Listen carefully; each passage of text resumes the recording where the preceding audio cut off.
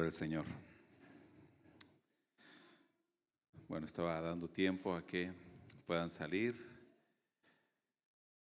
puedan acomodarse en sus lugares para que ya no haya interrupción.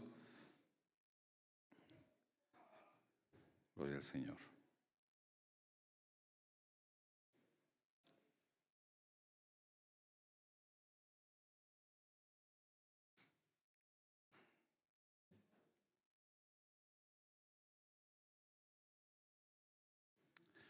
Ok, vamos a meditar en esta mañana todavía, en la palabra del Señor. ¿Cuántos son mexicanos? Bueno, la mayoría, ¿no? Por aquí también, ¿no? No es mexicana, dice, no. Pero estamos en México, ¿verdad? Vivimos en México, ¿cierto? Ahorita hay un gobierno, ¿no? Y de hecho el siguiente año hay elecciones también y va a haber cambio de gobierno. Muchos habrán votado por el gobierno que está ahorita, otros no. Y no voy a preguntarle quién votó y quién no votó a favor, ¿sí? Algunos dicen con mucho orgullo, mi presidente. Otros dicen, ese no es mi presidente. No lo aceptan, ¿verdad? No lo aceptan, no es mi presidente. Pero el presidente que está es el presidente constitucional, ¿verdad? El presidente legal. Y muchos podrán no estar de acuerdo, y aunque digan que no lo aceptan y que no es su presidente, al vivir en México quedan sometidos a ese gobierno, ¿cierto o no? Al gobierno que esté en turno, el de ahorita o el que sea. Al vivir en México, nos guste o no, estamos sometidos a ese gobierno, ¿cierto? Y es que el mundo rechaza a Dios como rey, rechaza a Dios como el soberano, lo rechaza como Dios, pero el mundo en realidad está bajo la soberanía de Dios. Quieran o no, están bajo la soberanía de Dios. Aunque digan, no es mi Dios, al final quedan sometidos a esa autoridad de Dios. ¿Cierto o no? Cierto. Y es que ahorita en Jeremías, los últimos capítulos que estamos meditando desde el capítulo 46 al 51, habla del juicio de Dios sobre las naciones. Entonces, ¿qué nos está mostrando Dios? Que Dios tiene la autoridad sobre toda nación. ¿Lo acepten o no lo acepten? Voy a decirlo así, hayan votado o no hayan votado por Él. ¿Lo acepten o no lo acepten? Dios es el soberano de todas las naciones. Vamos a orar. Vamos a pedir que Dios en esta mañana nos hable. Padre, nos acercamos, oh Dios, a ti, Señor, con un corazón dispuesto a recibir tu palabra, con un oído dispuesto a escuchar tu palabra. No queremos ser rebeldes, no queremos ser como el pueblo de Israel que una y otra vez escuchaba tu palabra, pero la desechaba. No, Señor, queremos nosotros estar, oh Dios, con un corazón dispuesto, no solamente a escuchar tu palabra, Señor, sino a ponerla por obra. Pedimos, Señor, que tú nos hables. Pedimos que sea tu Espíritu Santo hablándonos. Pedimos que sea tu Espíritu Santo en esta hora derribando todas esas fortalezas, murallas que nosotros a veces construimos para no recibir tu palabra.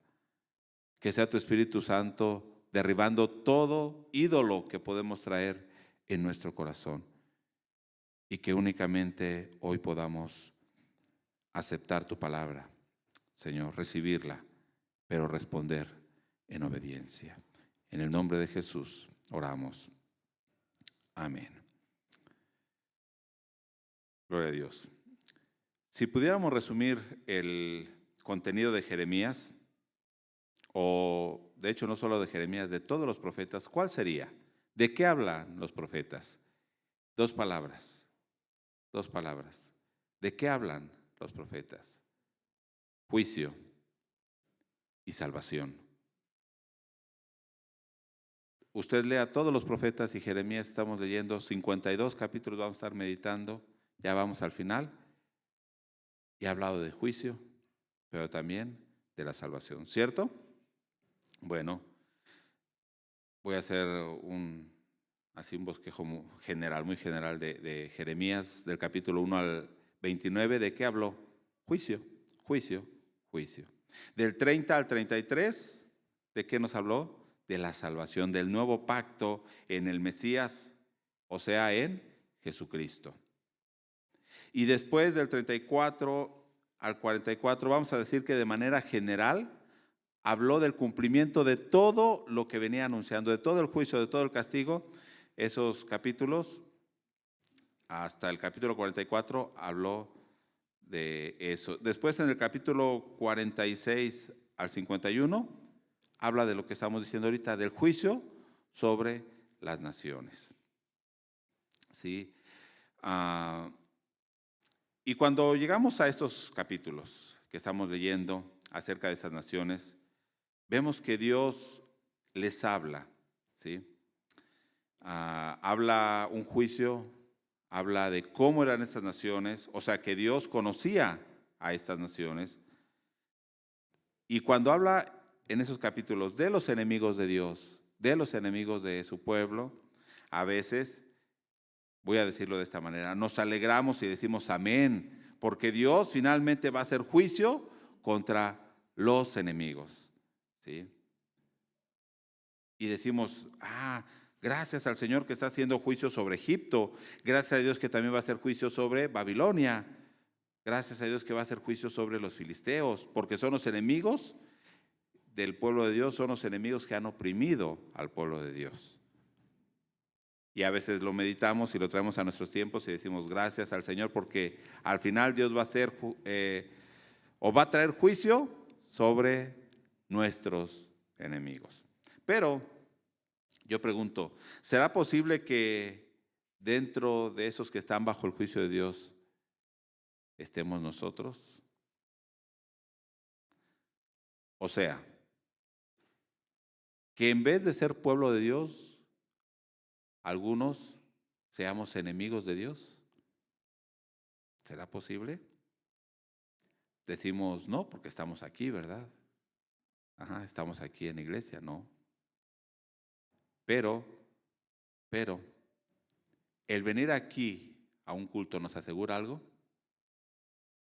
Entonces, ¿podría haber enemigos de Dios aquí? ¿Cómo sabríamos que son enemigos de Dios? Jesús dijo, si me amáis, guardad mis mandamientos.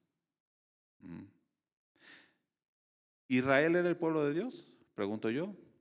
¿Judá era el pueblo de Dios? Recuerden que son la misma nación y se dividieron, ¿no? Judá e Israel.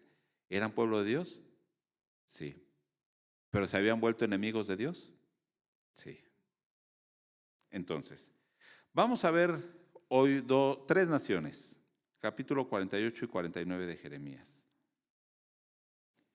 Capítulo 48 y 49 de Jeremías. Vamos a ver tres naciones: Moab, Amón y Edom.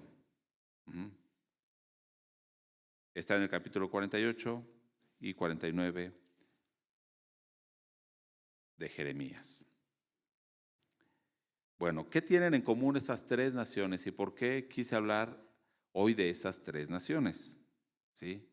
A lo mejor cuando habla aquí de Egipto, recordamos, ¿no? Aquella nación que tuvo oprimida 400 años al pueblo de Israel y decimos, gracias a Dios. Cuando habla de Babilonia, que son los que en el contexto de Jeremías son los que están atacando a Judá y están destruyendo y destruyeron Judá y se lo llevaron cautivos, Babilonia, sabemos de quién está hablando. Pero ¿quién es Moab? ¿Quién es Amón? ¿Quién es Edom? ¿Quién sabe? Son naciones que están ahí. Bueno, capítulo 48, verso 1, verso 2. Primero voy a leer nada más los primeros versos de cada una de estas naciones y vea que en realidad es el mismo mensaje. Dice 48:1, acerca de Moab, así ha dicho Jehová de los ejércitos, Dios de Israel. ¿Contra quién va a hablar? Contra Moab. ¿Quién está hablando? Dios, Jehová de los ejércitos. Y luego dice Dios de Israel. Diríamos, si es Dios de Israel, ¿por qué entonces va a hablar contra Moab? No es el Dios de Moab. Pero dijimos que Dios es el soberano de toda la tierra. ¿Sí? Dice, sigue diciendo, ay de Nebo, o sea, una ciudad de Moab, porque fue destruida y avergonzada. Kiriataim fue tomada, fue confundida Misgab y desmayó. O sea, habla de ciudades de Moab. Sigue diciendo el verso 2. No se alabará ya más Moab. En Hesbón maquinaron mal contra ella diciendo, o sea, aquí están hablando de los enemigos que se están poniendo de acuerdo para destruirla. Venid y quitémosla de entre las naciones. También tú, Madmena, serás cortada. Espada irá en pos de ti. ¿Qué está anunciando? Vienen los enemigos y van a destruir a Moab. Ahora, capítulo 49, verso 1 y verso 2. Dice, acerca de los hijos de Amón, ahora ¿contra quién va a hablar? Contra Amón. Así ha dicho Jehová. ¿Quién va a hablar? Dios, Jehová. Vuelve a hablar. ¿No tiene hijos Israel?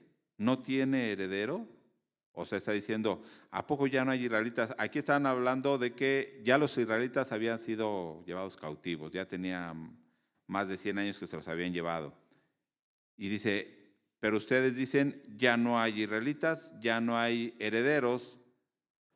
Y sigue diciendo, ¿por qué Milcom ha desposeído a Gad? Gad era una tribu de Israel, que ya no estaban viviendo ahí. Dice, y su pueblo se ha establecido en sus ciudades. O sea, ¿qué había hecho Amón?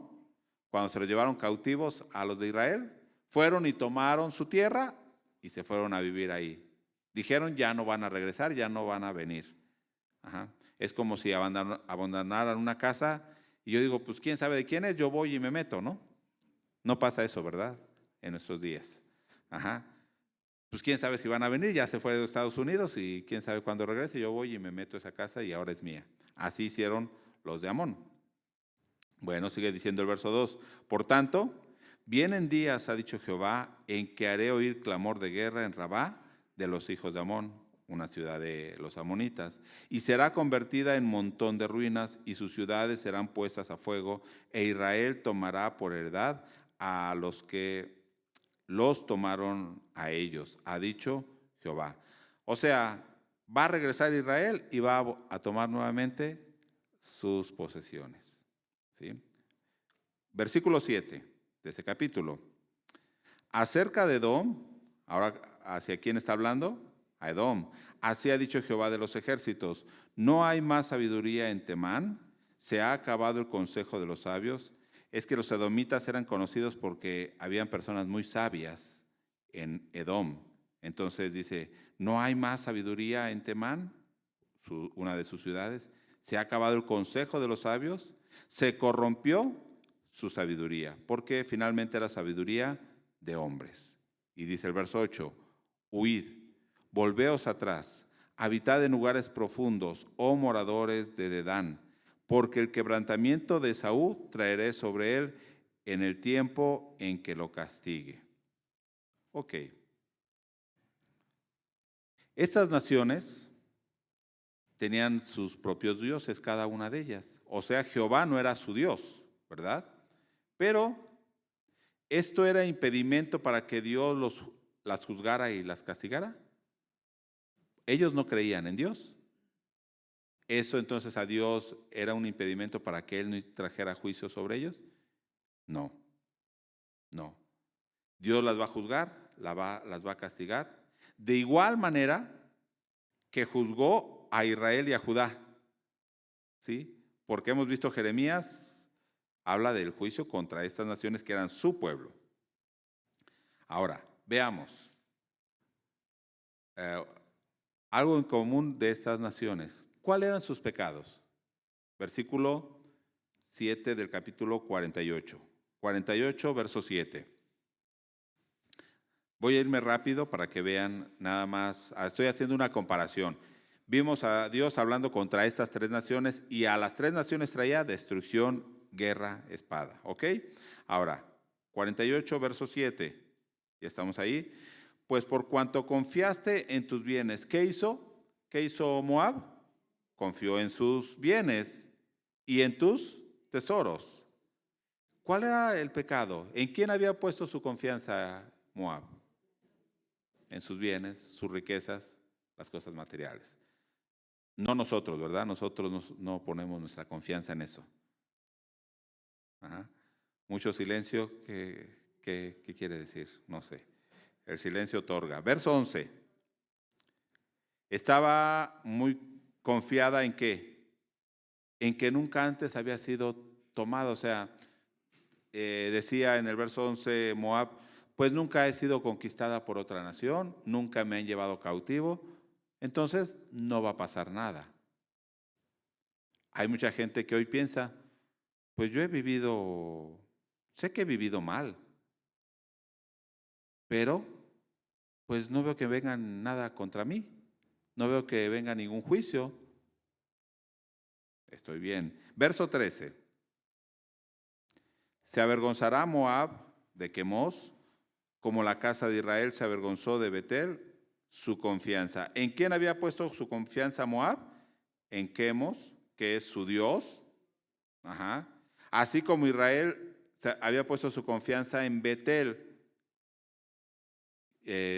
¿Recuerda qué había en Betel? ¿Alguien recuerda qué había en Betel? Ajá. Jeroboam primero había puesto un becerro de oro en Betel y otro en Dan. Ajá. Al extremo norte y sur de ese reino de Israel, habían puesto dos becerros de oro. Ajá. Entonces, cuando habla de Betel, no pensemos en Betel de Jacob, donde tuvo el sueño y que era casa de Dios, porque ahora era casa de iniquidad, era casa de ese becerro de oro, y ahí iban a adorar. Será avergonzado Moab porque ha puesto su confianza en un ídolo. Versículo 27. Se habían burlado de Israel cuando fue destruida. Se alegraban cuando venía guerra y destrucción sobre Israel. ¿Qué dice el 27? Y no te fue a ti Israel por motivo de escarnio, de burla, como si lo tomaran entre ladrones, como, bueno, no sé si le pasa, ¿no? Cuando ve en las noticias que agarraron a un ladrón que iba a robar, pero no pudo y que lo agarraron. Usted dice, qué bueno, por andar robando, ¿no? Así dice, se alegró Moab de los israelitas. Qué bueno, eso les pasa. Ajá. Se alegraban cuando el pueblo de Israel fue destruido, cuando se los llevaron los asirios.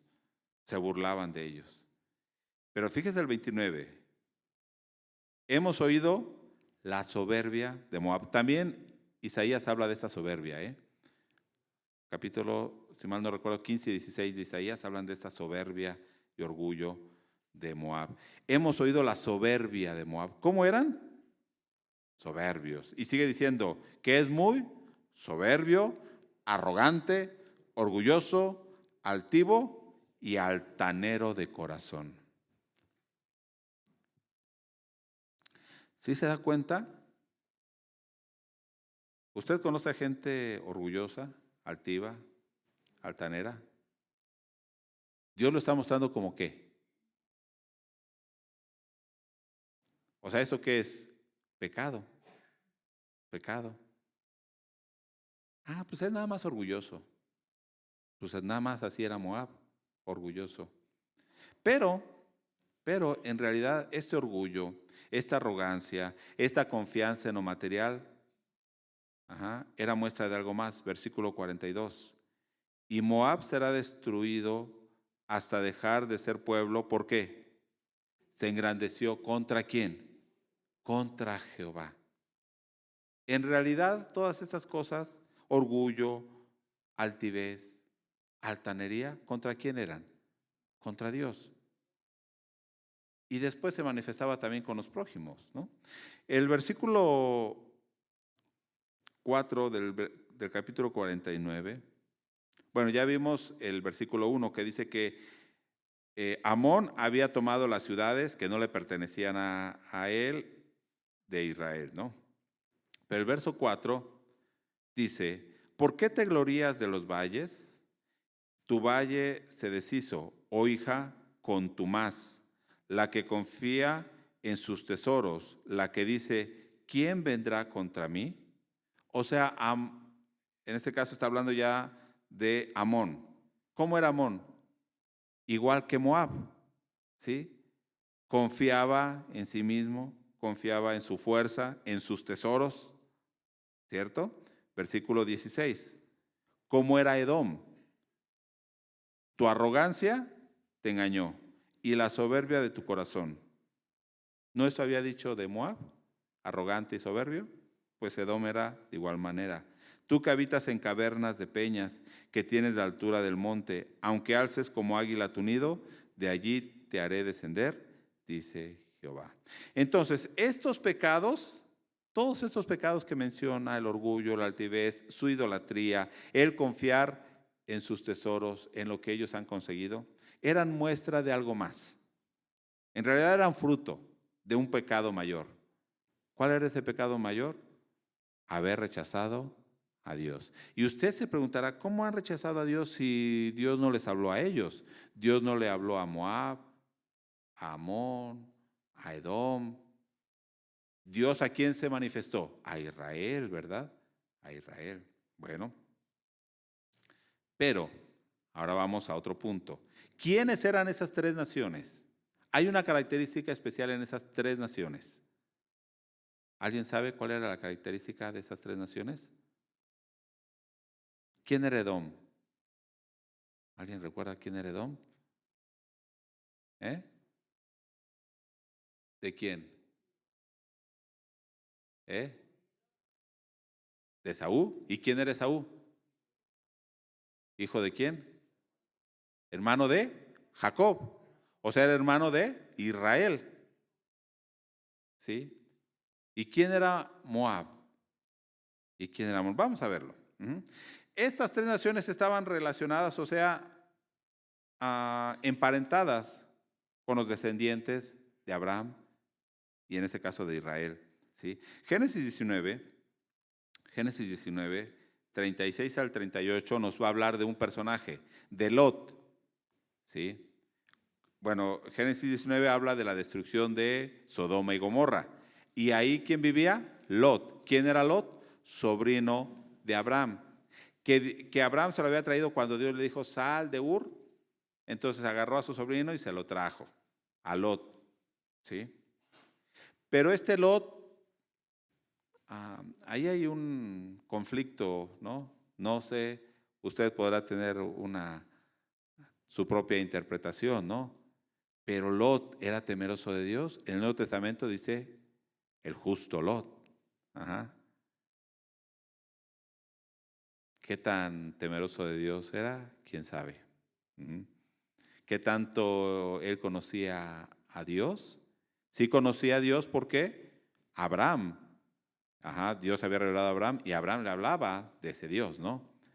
¿Qué tanto él tuvo temor de Dios? No lo sé, solo Dios lo sabe.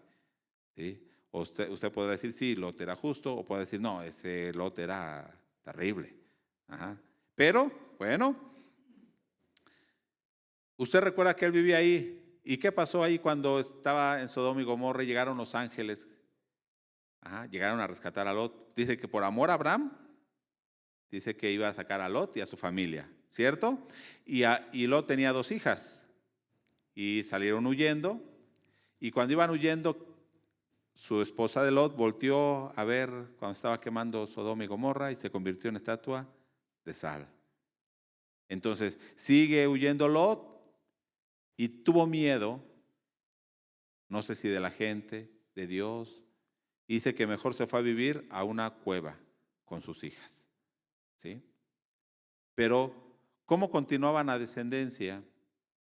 A través de los hombres, ¿no? Entonces las hijas dijeron, ¿cómo va a continuar la descendencia de nuestro padre si no tiene hijos? Somos dos mujeres y ya no tiene esposa. Entonces se les ocurrió una gran idea. Vamos a ver verso 36. Lo emborracharon, ajá, y tuvieron relaciones con su padre, o sea, incesto. Las dos hijas. Dice el verso 36. Y las dos hijas de Lot concibieron de su padre. Dice ahí la narración que él no se enteró de lo que le hicieron. Lo emborracharon y entonces primero durmió la mayor y al siguiente día lo volvieron a emborrachar y después la menor. Dice verso 37. Y dio a luz la mayor un hijo y llamó su nombre como Moab, el cual es padre de los moabitas hasta hoy. La menor también dio a luz un hijo y llamó su nombre Ben-Amí, el cual es padre de los amonitas hasta hoy. Entonces, Moab y Amón son descendientes ¿de quién? De Lot, el sobrino de Abraham. Lot sabía de Dios. Posiblemente alguna vez les dijo a ellos, a sus hijos nietos. Ajá. Hijos porque eran hijos de él y nietos porque eran hijos de sus hijas, ¿no? Pero yo me ponía a pensar, Lot puede ser como muchos cristianos de hoy en día que aman a Dios. Porque dice 2 de Pedro que era justo, ¿no? El justo Lot. A ver si pones aquí 2 de Pedro 2:7. 2:7. ¿Sí? ¿Cómo lo menciona ahí? El justo Lot. Pero yo veo que es como muchos cristianos de hoy en día que aman a Dios y que dicen, Dios sabe quién soy, Dios sabe que lo amo y tienen temor de Dios y se mortifican. Dice que Lot, ¿cómo se mortificaba? Se abrumaba por la conducta de aquellos, por la nefanda conducta, o sea, el libertinaje sexual que había en Sodoma y Gomorra. Se mortificaba de esas personas, dice ahí. ¿Pero qué hacía? Seguía viviendo ahí. Es como muchos cristianos que les atrae lo material, les atrae este mundo, se van alejando poco a poco de Dios, hasta que en realidad, como Lot, viven en medio de ese pecado, pero siguen diciendo, yo amo a Dios. Siguen diciendo, estas personas, ¿cómo son pecadoras? Y estoy angustiado de cómo vive el mundo, de ver tanta maldad. ¿Cierto? Pero Dios sabe que yo amo a Dios. Dios sabe que yo amo a Dios. Diario me acuerdo de Él. Diario le digo, Señor, bendice mi camino. Diario le digo, Señor, guárdame. Pongo mi vida en tus manos. Llévame y regrésame con bien. Prospérame en lo que yo haga el día de hoy. ¿Se acuerdan de Dios? ¿Pero dónde viven? En el mundo. Bueno, estoy hablando de otras personas, ¿eh? Yo sé que aquí nadie dijo, ay de mí. Pero en realidad viven de la misma manera que los paganos. O sea, ¿qué enseñanza tenían sus hijas? Estamos pensando en Lot. Él pudo tener cierto temor de Dios, pero sus hijas tuvieron temor de Dios, ningún temor de Dios. Y su descendencia, menos. Este tipo de personas que se dicen, soy cristiano, yo amo a Dios, pero no tienen en realidad ninguna relación con Dios. Nunca oran, nunca leen la Biblia, nunca se reúnen. ¿Cómo van a ser sus hijos? ¿Y cómo van a ser su descendencia? Olvídese.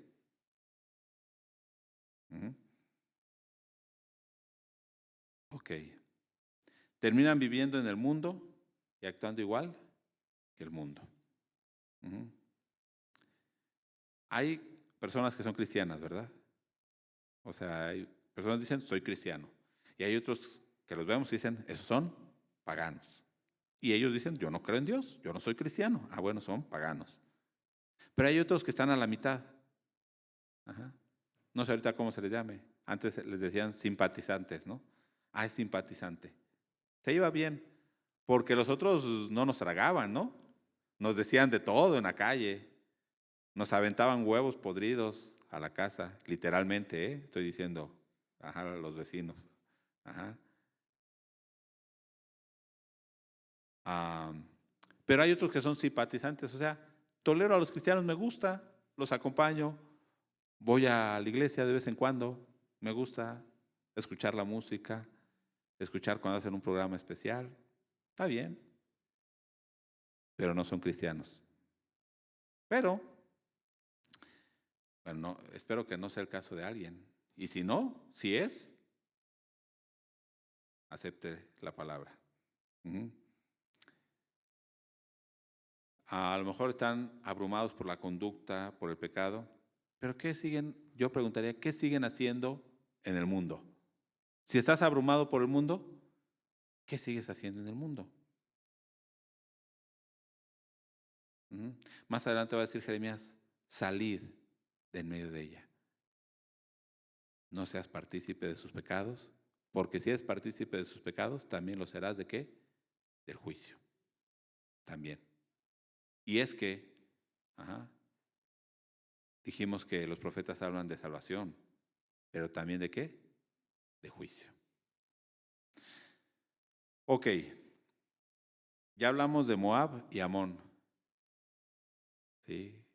Que estaban emparentados con Abraham. Podríamos decir que eran primos de Israel, ¿no? Tenían ahí un parentesco. Pero también yo recordaba, y el hermano Víctor también lo mencionó, ¿recuerda a Ruth? Era moabita. Pero ella tomó una decisión, y dijo, yo elijo a Dios, a Jehová. Él va a ser mi Dios. ¿Y quién era Ruth? ¿O quién fue Ruth? La bisabuela del rey David. La bisabuela del rey David. O sea que David, de alguna manera, estaba emparentado con los moabitas, ¿no? Y no solo eso, al ser bisabuela del rey David, también entra dentro de la genealogía de Jesucristo. Pero ella tomó una decisión. Sí, cierto, yo vivía en Moab y tenía sus dioses, pero ya no. Ahora tu Dios, le dijo a su suegra, será mi Dios. Y tu pueblo será mi pueblo. Entonces, los que se dicen simpatizantes cristianos, no puede ser simpatizante cristiano. O dice, tu Dios será mi Dios y tu pueblo será mi pueblo, o sigue estando fuera del pueblo de Dios. Edom. ¿Quién es Edom? Ya dijimos que es hijo de Isaac, hermano de Jacob. ¿Sí? Recuerda a Esaú y Jacob, los dos hijos gemelos de Isaac, que desde el vientre de su madre estaban peleando. Eran luchadores, ¿no? Y se peleaban desde bebés. ¿Cómo es? No lo sé. Pero la Biblia dice que luchaban en el vientre de su madre, desde ahí. Génesis 25, verso 30. Hay algo que hizo Esaú. Esaú era el primogénito. La bendición de Isaac, ¿a quién le correspondía? A Esaú. Esaú era cazador y un día fue a cazar y al mejor cazador se le van las liebres y nunca cazó nada. Entonces llega y Jacob era pastor y estaba ahí en la casa y había hecho unas lentejas. Esaú era como yo, que le gustaban mucho las lentejas, bien guisadas. Y entonces llega Esaú y le dice, oye, dame un plato de lentejas, tengo mucha hambre, le dice a Jacob. Y vea el verso 30, Génesis 25, 30. Dijo a Jacob, te ruego que me des de comer de ese guiso rojo, pues estoy muy cansado. Por tanto fue llamado su nombre Edom, que quiere decir rojo, porque le gustaba el guiso rojo. Versículo 31, y Jacob respondió, véndeme en este día tu primogenitura. Yo quiero ser el mayor, dijo Jacob. Quiero obtener la bendición. Entonces, ¿Qué dijo Esaú? He aquí, yo me voy a morir. ¿Para qué me sirve la primogenitura? ¿De qué me sirve ser el mayor? Si quieres ser mayor, sé tú el mayor, yo me voy a morir. Y dijo Jacob, júramelo en este día. Y él le juró y vendió a Jacob su primogenitura. Entonces Jacob dio a Esaú pan y del guisado de las lentejas, y él comió y bebió y se levantó y se fue como si nada. Así menospreció Esaú la primogenitura. Usted dice, esa decisión que él tomó, pues fue nada más, está bien, yo me voy a morir. Muchos que decimos, pues qué, me voy a morir, ya. Se acabó todo. Pero ¿cuáles fueron las consecuencias? ¿Será que Edom pudo haber sido el que iba a estar ahí en Canaán?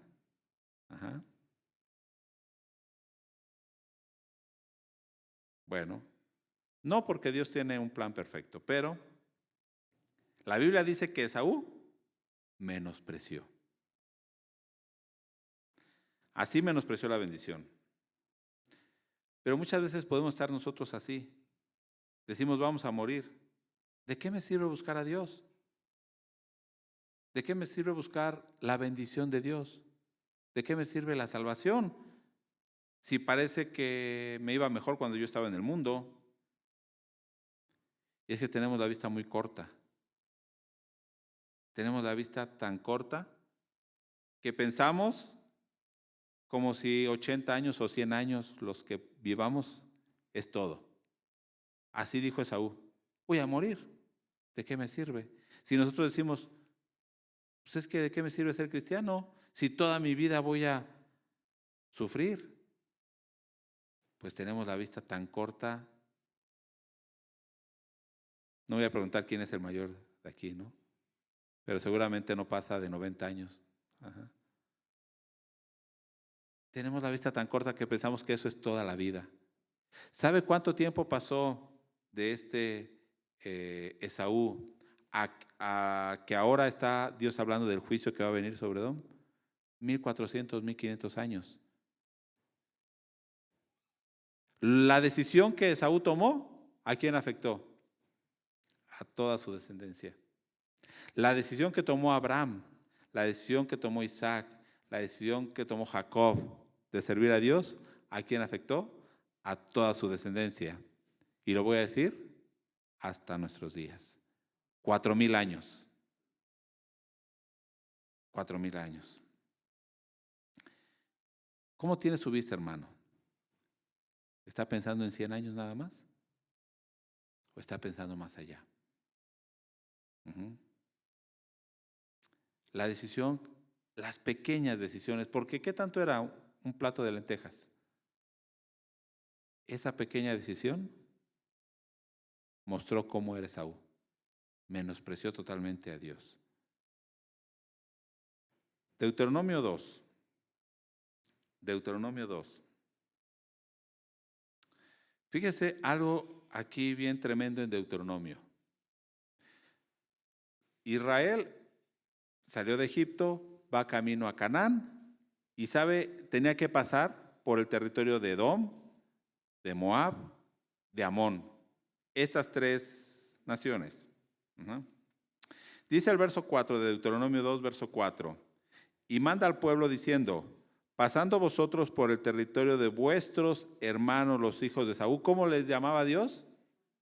A Esaú, que son los edomitas. Edom es Esaú.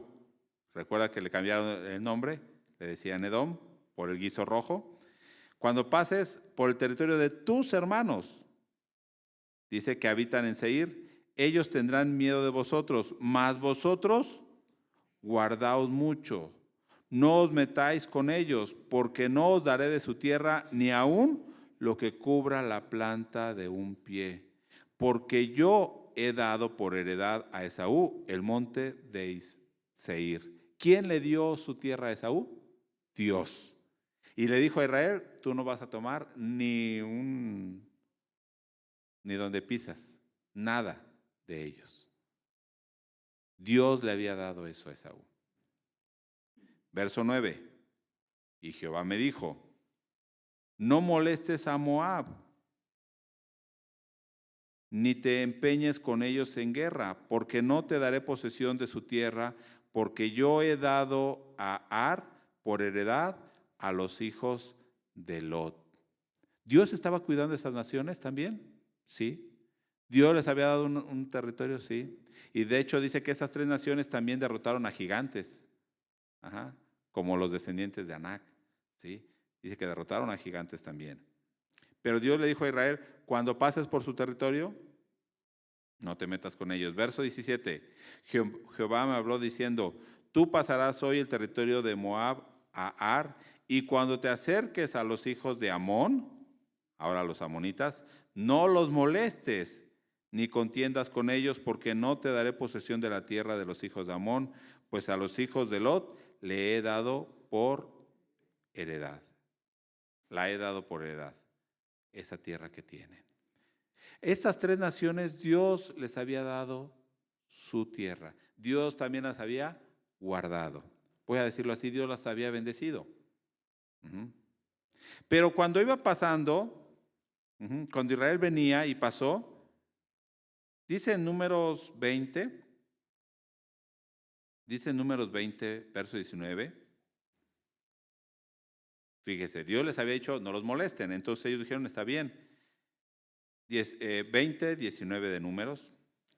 Y los hijos de Israel dijeron, por el camino principal iremos, y si bebiéremos tus aguas, yo y mis ganados, daré el precio de ellas, o sea, te vamos a comprar el agua. Déjame solamente pasar a pie, nada más. Vamos a pasar para no rodear todo tu territorio. Pero ¿qué respondió entonces Edom? Pero él respondió, no pasarás.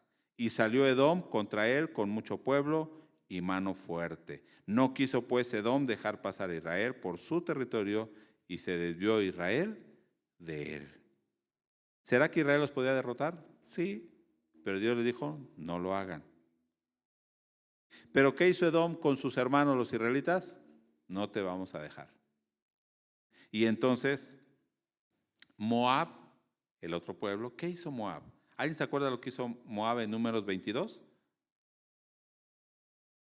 No lo voy a leer, todo el 22 y de ahí en adelante, pero este Moab fue el que fue a contratar a un profeta, a Balaam. El rey de Moab fue a contratar a Balaam para que maldijera a Israel. ¿Sí? Ahí viene Israel, pero Israel no les estaba haciendo nada. No importa, queremos que sean malditos esa gente. Dice el verso 6, ven pues, ahora te ruego, maldíceme este pueblo. En el 22, 6, eso estaba diciendo Moab. Maldice a esta gente.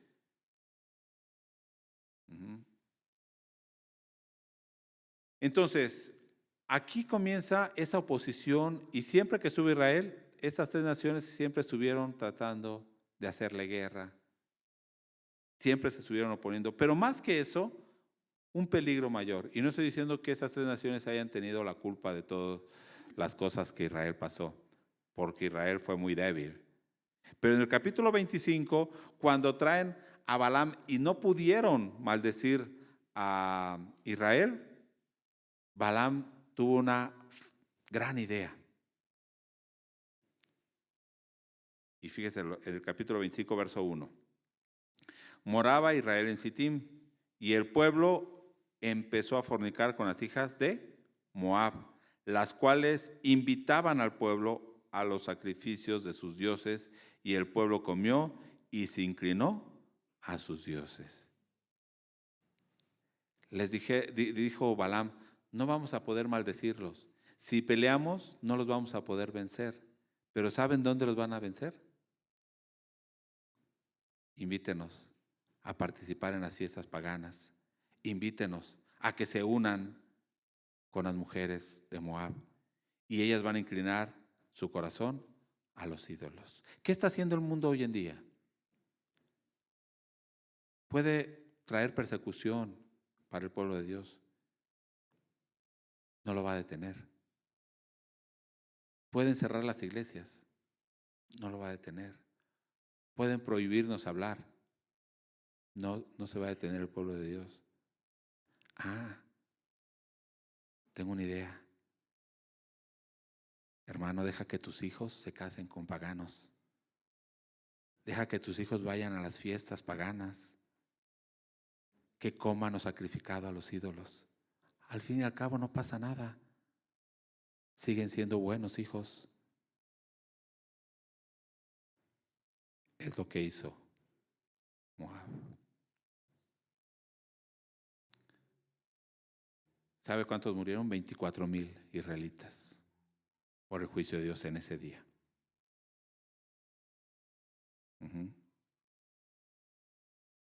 El rey Salomón se casó, dice, no lo voy a leer, pero en Primera de Reyes, se casó con mujeres moabitas, amonitas. ¿Y sabe lo que hicieron con el sabio rey Salomón? ¿Qué hizo él? Le voy a construir altares para mi esposa que adora a Moloc, que adora a Milcom.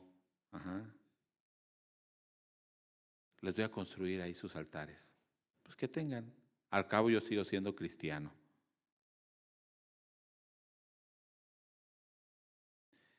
Y otro hombre, Manasés también, a Quemos, a Moloc, a Astarte, construyeron altares, pasaron a sus hijos por fuego.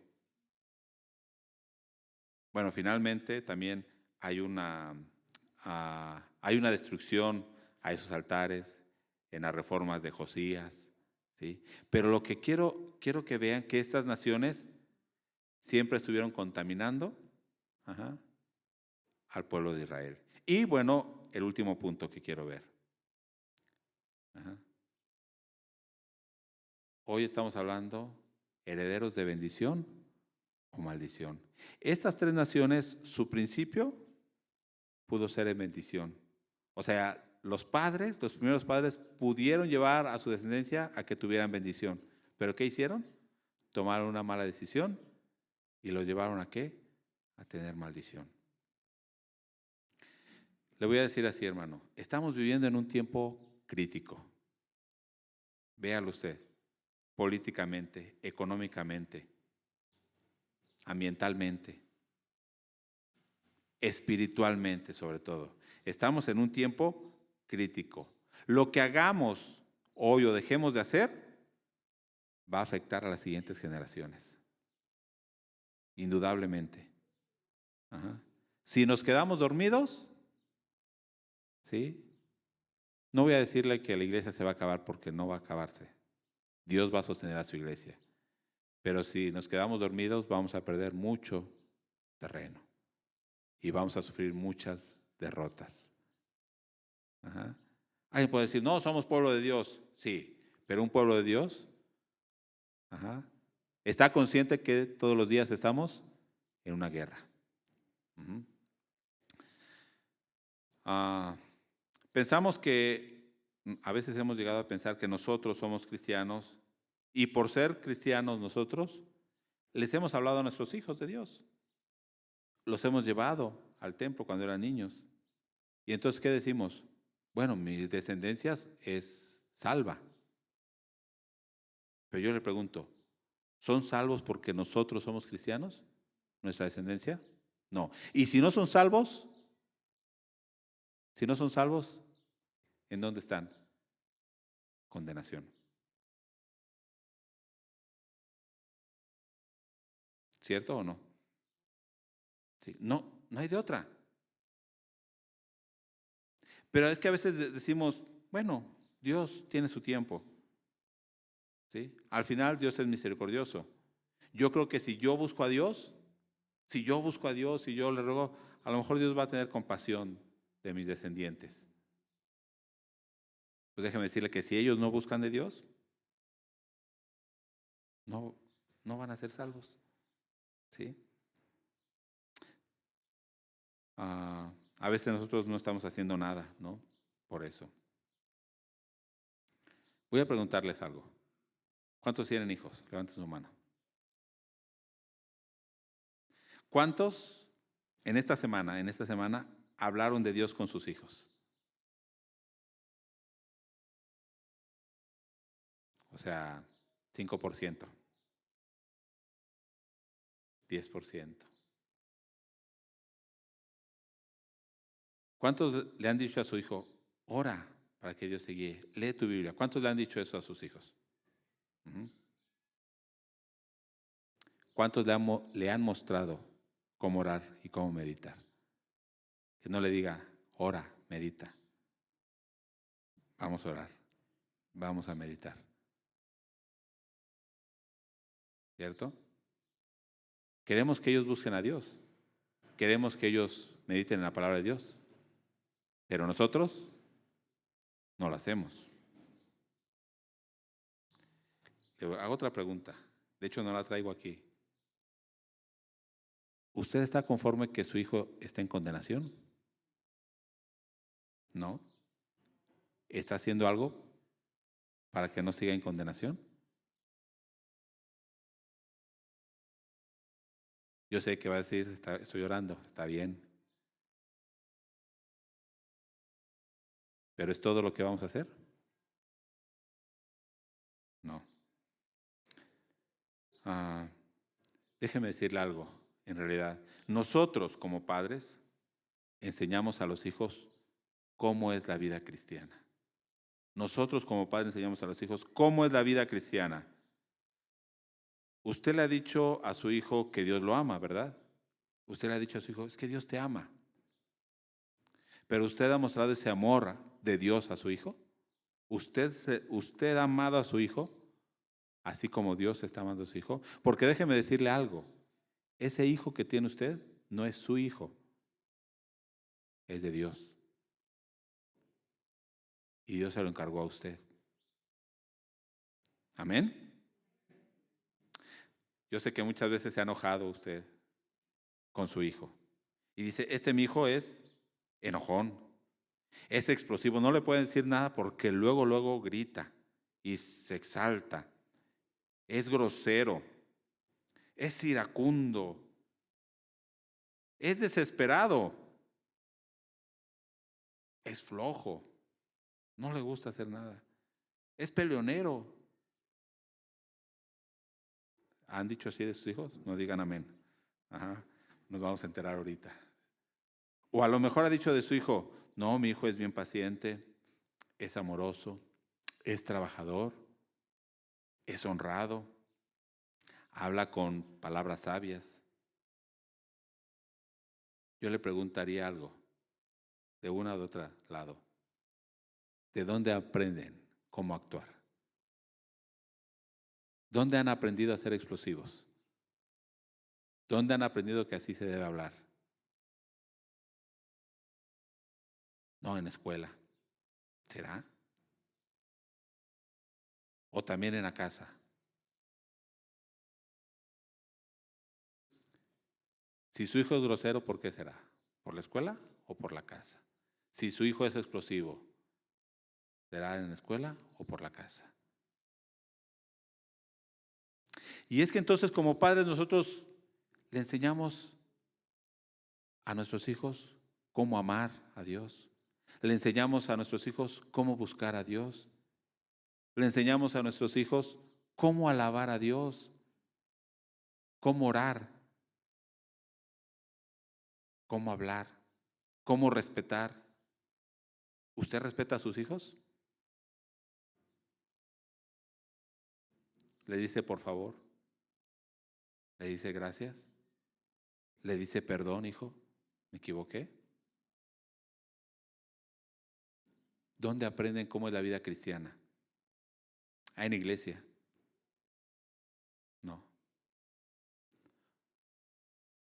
Porque aquí podemos decir, Dios te ama. Es más, hay un conflicto en los hijos. Cuando ven a su padre, que es muy amoroso con todos los hermanos, pero en casa, con ellos no lo es. ¿Qué dice el hijo? Ah, pues el hijo debe entender que aquí soy el papá y aquí yo hago lo que yo digo. No. el hijo se pregunta, ¿por qué allá trata bien a todo mundo? ¿Por qué allá, si alguien tiene una necesidad, saca su billetera y le da dinero y le dice, ven, te voy a invitar un refresco, pero a mí no me quiere comprar una paleta? Eso lo ven los hijos. Yo preguntaría entonces, ¿cómo enseñaría usted a su hijo cómo debe vivir la vida cristiana?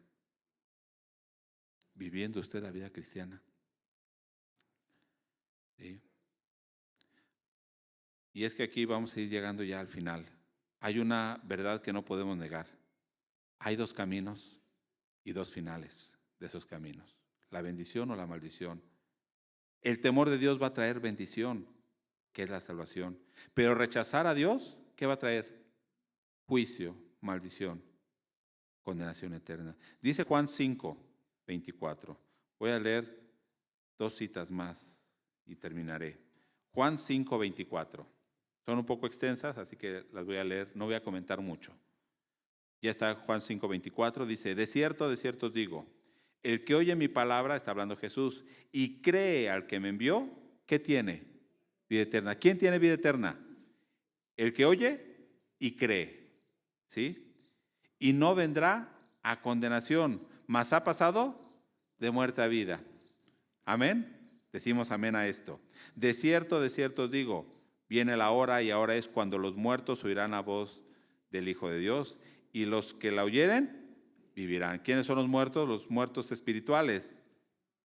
Esos muertos espirituales escucharán la voz de Dios y los que la oyen, ¿sí? Vivirán. Porque como el Padre tiene vida en sí mismo, así también ha dado al Hijo el tener vida en sí mismo. ¿Quién tiene la vida? El Hijo.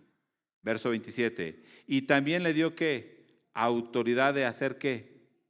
Y esta palabra no nos gusta, pero dice que Jesús también va a hacer juicio, por cuanto es el Hijo del Hombre. No se maravillen de esto, porque vendrá ahora cuando todos los que están en los sepulcros oirán su voz. Y los que hicieron lo bueno saldrán a la resurrección de vida, mas los que hicieron lo malo a resurrección de condenación. ¿Quiénes saldrán a resurrección de vida? ¿Los hijos de los que son cristianos? Los que hicieron lo bueno. ¿Y qué es lo bueno? Lo primero que dijo, el que oye mi palabra y cree, el que me envió. Ahora vamos a Hebreos 12. Hebreos 12, verso 15. Mirad bien, no sea que alguno deje de alcanzar la gracia de Dios, que brotando alguna raíz de amargura, bueno, voy a ir comentando nada más algunas cosas. ¿Alguno deje de alcanzar qué? La gracia de Dios. Esa gracia que trae salvación. Miren bien, estén atentos, que brotando alguna raíz de amargura os estorbe y por ella muchos sean contaminados. No solamente ustedes, muchos otros pueden ser contaminados. Sus hijos, su descendencia. Verso 16. No sea que haya algún ¿qué? Fornicario o profano, ¿como quién? Que era Edom, ¿no? Los edomitas. Fornicario o profano como Esaú, que por una sola comida vendió su primogenitura. Porque ya sabéis que aún después, deseando heredar la bendición, fue desechado y no hubo oportunidad para el arrepentimiento, aunque la procuró con lágrimas. Porque no os habéis acercado al monte que se podía palpar y que ardía en fuego, a la oscuridad, a las tinieblas, a la tempestad. Voy a hacer una pausa. Hermanos, no nos hemos acercado a ese monte. Yo sé que muchos dirán, qué hermoso habrá sido o hubiera sido que uno pudiera estar ahí con ese pueblo que se acercó al monte y que vio la gloria de Dios y los truenos y que Dios estaba hablando con Moisés. Qué hermoso habrá sido eso. Me hubiera gustado estar ahí, pero dice el escritor de Hebreos, ustedes no se han acercado a ese monte físico que se podía palpar, donde había fuego, oscuridad, tinieblas, tempestad, etcétera, etcétera. Sigue hablando. Dice el verso 22, sino que se han acercado al monte de Sión, a la ciudad del Dios vivo, a un monte mejor que ese, a una ciudad mejor que Jerusalén física, a Jerusalén la celestial, a la compañía de muchos millares de ángeles, a la congregación de los primogénitos que están inscritos en los cielos, a Dios, el juez de todos, a los espíritus de los justos hechos perfectos. ¿A qué nos hemos acercado nosotros, hermanos? La bendición que tenemos es mucho mayor que la que tuvo Israel ahí en el desierto. Y a veces no nos damos cuenta. 24. A Jesús, el mediador del nuevo pacto, y a la sangre rociada que habla mejor que la de Abel. Mirad que no desechéis al que habla. Porque si no escaparon aquellos que desecharon al que los amonestaba en la tierra, mucho menos nosotros si desecharemos al que amonesta desde los cielos. Si estos hombres que escucharon a Moisés lo desecharon, este pueblo que escuchó a Jeremías lo desechó, si Moab, Amón, Edom, que tuvieron la oportunidad de seguir a Dios, lo desecharon, si ellos no escaparon, a los que los amonestaba desde la tierra, nosotros, hermanos, si no escuchamos al que nos está amonestando desde los cielos, está diciendo tampoco escaparemos. Sé que es dura la palabra, pero es la palabra de Dios, hermanos. Y déjenme decir algo, esta semana Dios me hablaba en esto. Dios trae juicio terrible, pero pensamos eso lo trajo en ese tiempo. No. A nosotros, a nuestros hijos, a nuestros nietos, podría venir este juicio si no heredamos una bendición a ellos, si no los guiamos en el temor de Dios. Podríamos estar como estas naciones que tenemos la oportunidad de aceptar a Dios y vivir una vida dedicada a Dios, pero rechazamos a Dios o nos quedamos únicamente como simpatizantes cristianos. Me gusta el cristianismo, pero hasta ahí. Pero déjeme decirles, ¿somos cristianos o no somos cristianos? No hay punto intermedio, hermano. No hay. ¿Creemos en Cristo o no creemos? Porque si realmente creemos que Jesús es el Cristo y es el Mesías, hermano, todo debe cambiar. Todo debe cambiar. Si creemos que es un gran filósofo, un gran maestro, bueno, no va a afectar nada en nuestra vida. Pero si Jesús es el Mesías, si Jesús es el que dijo ser, y nosotros creemos en eso, debe cambiar todo. O hacemos la voluntad de Dios, o hacemos la voluntad de ¿quién? De Satanás. O vivimos en santidad, o vivimos en pecado. A ver, voy a hacer una pregunta. ¿Qué nos ha dado Dios? Piense, ¿qué nos ha dado Dios? Piense. ¿Cuántas cosas le ha dado Dios? ¿Ya lo pensó? Otra pregunta. ¿Qué le ha dado el mundo? ¿Qué le ha dado el mundo?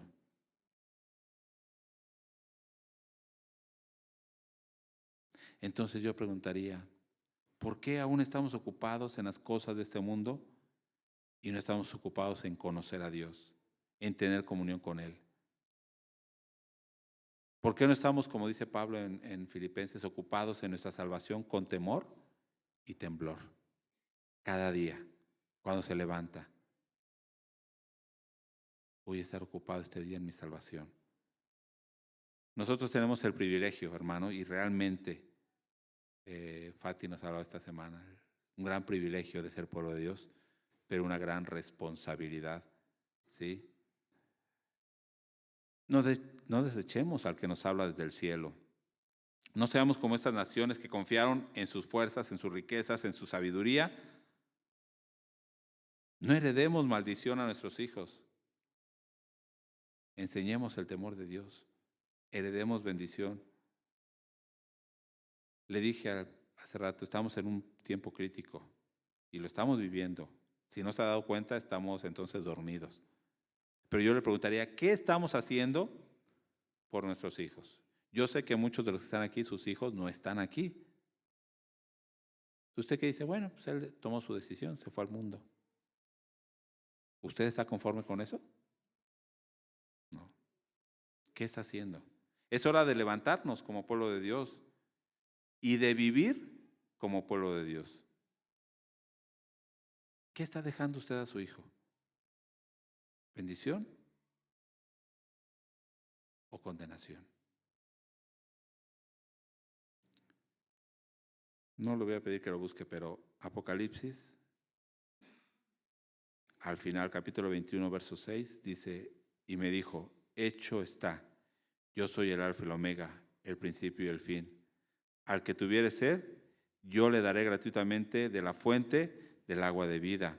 Al que venciere, él le dará todas las cosas, y yo seré su Dios, y él será mi hijo. ¿Decimos amén? Amén. Pero los cobardes e incrédulos, los abominables y homicidas, los fornicarios, hechiceros, los idólatras y todos los mentirosos tendrán su parte en el lago que arde con fuego y azufre, que es la muerte segunda. ¿Decimos amén?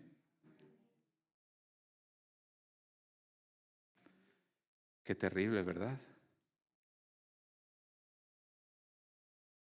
Hermanos, no hay de otra. O hacemos algo, primero con nosotros, nos comprometemos con Dios y nos comprometemos con nuestros hijos que estamos viendo que se están yendo al mundo, que se los está ganando Satanás, que tendrán su parte en el lago de fuego y azufre. Vuelvo a preguntar, ¿estamos conformes con eso? Yo no estaría conforme con eso. Entonces, ¿qué hacemos? O decimos como Esaú, voy a morir. Al final, no, hermano. Póngase en pie.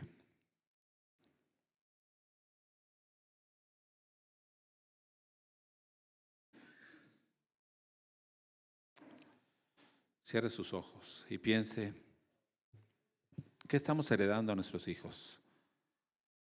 ¿Bendición o maldición? Podemos ser como estas naciones.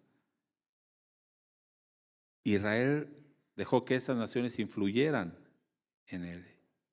E Israel no fue un ejemplo para estas naciones de búsqueda de Dios.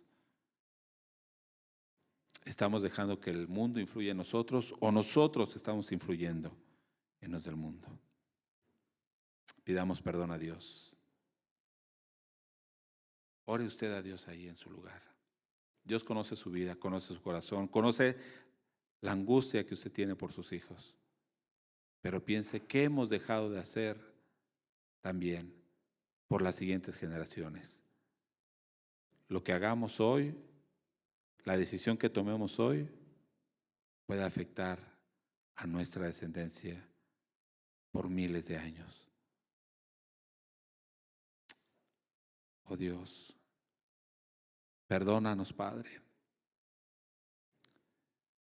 porque a veces hemos sido rebeldes y estamos conformes nada más en buscarte nosotros, pero no nos damos cuenta que nuestra descendencia se está perdiendo. Ayúdanos, Señor, a serte fieles. Ayúdanos, oh Dios, a tomar nuestro papel, nuestro lugar, a ponernos en la brecha, en ese tiempo que es crítico para nosotros, como cristianos, como pueblo de Dios, a levantarnos como ese verdadero pueblo de Dios.